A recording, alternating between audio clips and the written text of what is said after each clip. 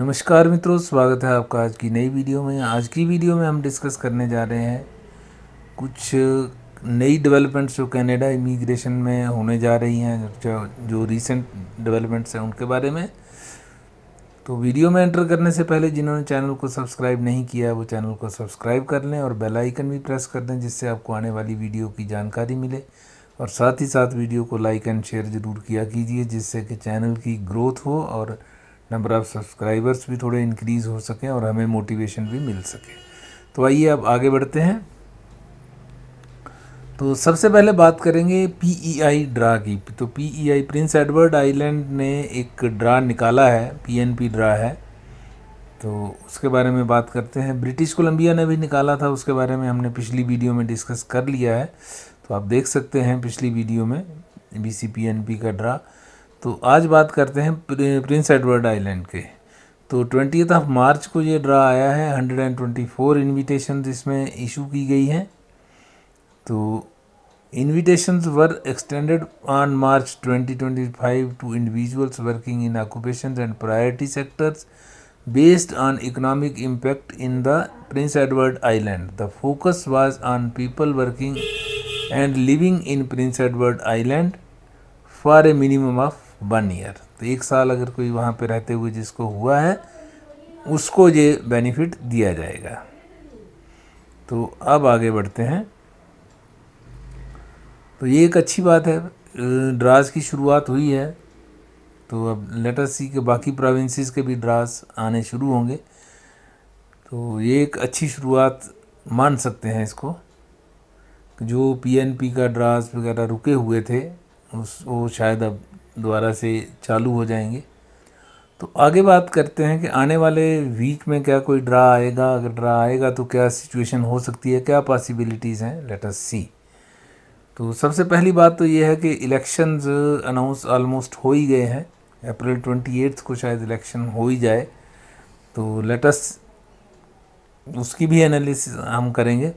तो सबसे पहले ये देख लेते हैं कि जो हमारे पास सीआरएस पूल की स्टैंडिंग है वो किस तरह की है। आगे बढ़ने से पहले ये भी जानकारी एक बार फिर से रिकैप कर लेते हैं। तो 17 मार्च को जो सिचुएशन थी उसमें 601 to 1200 में 693 कैंडिडेट्स थे। तो इसमें से 536 जो हैं वो ले लिए गए थे, तो बाकी 100 समथिंग है, ठीक है। उसके बाद जो अगली पॉइंट है कि 501 to 600 में 25,522 कैंडिडेट्स हैं। हालांकि फ्रेंच लैंग्वेज के 7500 इन्विटेशंस आए हैं, लेकिन वो एक स्प्रेड ओवर 379 एंड अबव, तो इनके बीच में वो स्प्रेड ओवर है। तो वो कौन सी स्लैब में कहाँ है तो हम उसको जान नहीं सकते। तो अगर यहाँ से 500 भी आए होंगे ऊपर वाली स्लैब से, तो फिर नीचे फिर भी 25,000 हमारे पास कैंडिडेट्स होंगे। तो 25,000 इज़ ए बिग नंबर। तो इतनी जल्दी इसको कवर करना आईआरसीसी के लिए भी मुश्किल होगा। दूसरा, उनकी प्रायोरिटीज़ क्या है, वो किस चीज़ को देखते हैं, किस चीज़ को फर्स्ट प्रेफरेंस दी जाएगी, वो चीज़ हो सकती है। तो फ्रेंच लैंग्वेज के जैसा कि आपने देखा 3 कंसेक्यूटिव ड्राज आ गए हैं। तो फ्रेंच लैंग्वेज यहाँ पे टारगेट जो था वो था 29,325 का। तो उसमें से 18,500, जैसा कि पिछली वीडियो में भी बताया गया था कि ये 18,500 कवर हो गए हैं। तो अब आगे जो है हो सकता है फ्रेंच लैंग्वेज को थोड़ी देर के लिए पास किया जाए या थोड़े छोटे ड्राज आएँ, कह नहीं सकते कुछ भी। आईआरसीसी किस तरह से प्लान कर रही है, जब बड़े ड्राज ही सारे निकाल के इसको कंपाइल करें इस साल के लिए। Only IRCC officials know about this. दूसरी बात है कि हो सकता है जैसे इन्होंने एजुकेशन कैटेगरीज में ऐड ऑन की है और कुछ नई गवर्नमेंट आने से कुछ नई चेंजेस हो सकता है इन कैटेगरीज में इंट्रोड्यूस कर रहे हों, इनका कोटा इंक्रीज या डिक्रीज़ करने की कोई बात हो। नोबडी नोज इट, ये सिर्फ गैस वर्क है। तो हो सकता है उस वजह से कि फ्रेंच लैंग्वेज के निकाल लेते हैं, बाकी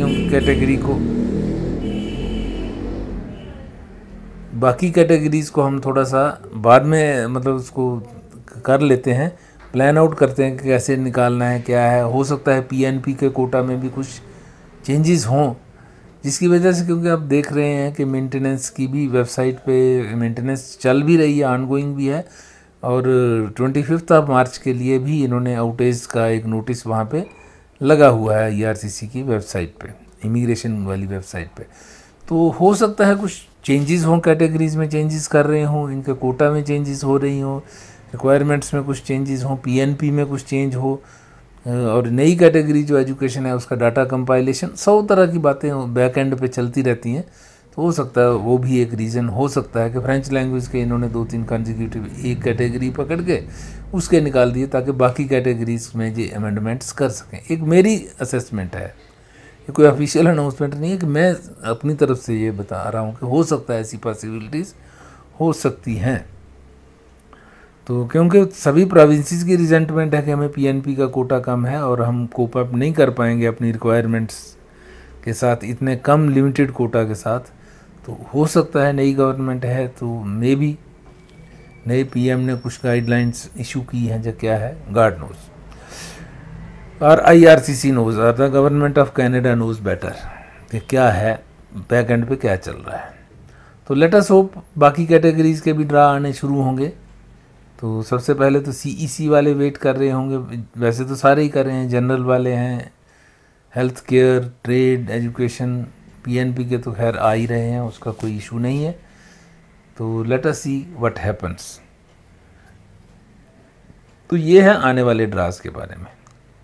तो कौन सी कैटेगरी का आता है, तो अब भी पिछली बार भी हमें उम्मीद थी कि हो सकता है CEC का पहले आए, तो इस बार भी वही उम्मीद है कि CEC का ही हो सकता है, अगर फ्रेंच लैंग्वेज का अगेन नहीं आया तो इस वीक में भी देखिए ड्राज कभी भी निकाल सकते हैं। जैसे फ्राइडे को बहुत कम चांसेस थे ड्रा आने के, मगर फ्राइडे को भी ड्रा निकाला गया है।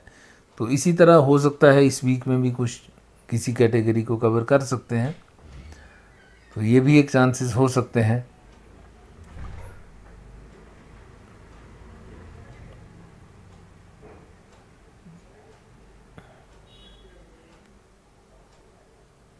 बाकी अगर बात करें LMIA के पॉइंट्स के बारे में, तो अभी कोई जानकारी इसमें ऑफिशियल कोई भी नोटिस या कोई अनाउंसमेंट अभी नहीं है, ना ही कोई वीडियो वगैरह अवेलेबल है, ना ही कोई रिटर्न अनाउंसमेंट इस पे है, ना किसी वेबसाइट पे कुछ दिया गया है।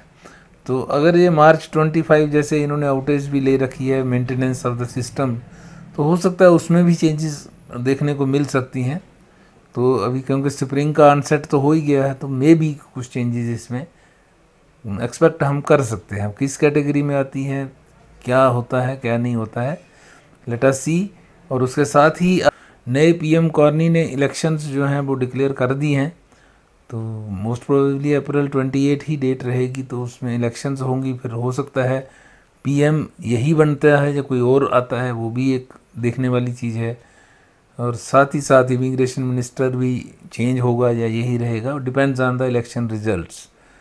और अमेरिका के साथ भी अभी आपको पता ही है हालात ठीक नहीं चल रहे, तो क्या आउटकम होता है आने वाले दिनों में। आफ्टर अप्रैल 28 थिंग्स मे चेंज फर्दर, तो देखते हैं क्या क्या डेवलपमेंट्स देखने को मिलती हैं। तो आज की वीडियो यहीं तक रखते हैं, मिलते हैं आपसे अगली वीडियो में। अगली वीडियो में आपके क्वेश्चंस आंसर्स भी टेकअप करेंगे, और कुछ नई डेवलपमेंट्स जो होंगी नई, वो भी आपके साथ डिस्कस करेंगे। तो आज की वीडियो यहीं तक। तो जिन्होंने चैनल को सब्सक्राइब नहीं किया है वो चैनल को सब्सक्राइब ज़रूर करें और बेल आइकन प्रेस कर दो, और साथ ही साथ वीडियो को लाइक एंड शेयर भी करें, जिससे कि चैनल की भी ग्रोथ हो और लोगों को भी चैनल की रीच और लोगों तक भी हो सके। Thanks for watching once again, have a nice time, see you again in the next video.